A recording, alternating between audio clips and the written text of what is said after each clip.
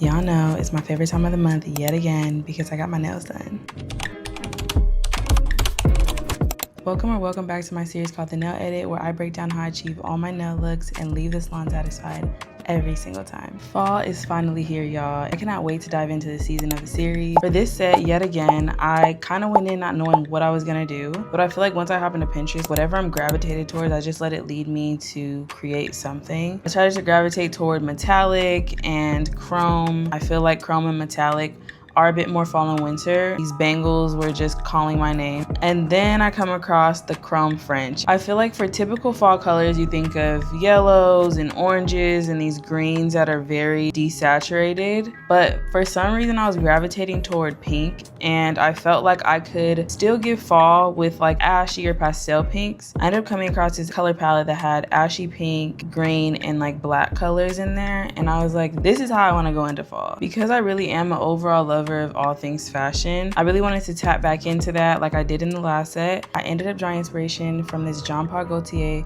jacket that I am so overly obsessed with. This specific jacket is a collaboration with the brand Knowles. This jacket reappears on my fashion inspo board multiple times a year. It doesn't matter what season we're in. I actually need this jacket in my wardrobe. The colors are just so good. And when I saw the color palette, I was like, this is perfect because I already love the color so much in the jacket. Along with that color palette, I ended up finding this watercolor-like painting that had the same kind of colors. I thought it was a match made in heaven because it replicates the fur so perfectly. Once I got everything organized, I of course hopped right into Canva. I had square nails, but for a long time I had like a stiletto meets almond shape. I wasn't sure if I was going to do square or if I was going to fall back into that stiletto kind of almond. So I just ended up making two sets exactly the same, one square and one almond. I ended up deciding to do a chrome French, and I was going to use the base as the design. To make it easier for myself, I just went ahead and found a square and a stiletto nail that already had a chrome French. Once I got those all laid out, I drug in the jacket and I drug in the painting. From there, I was able to color match and create a color palette. Because I like my mock-ups to be as realistic as possible, I went ahead and drew in an oval-like shape that's actually made for a photo.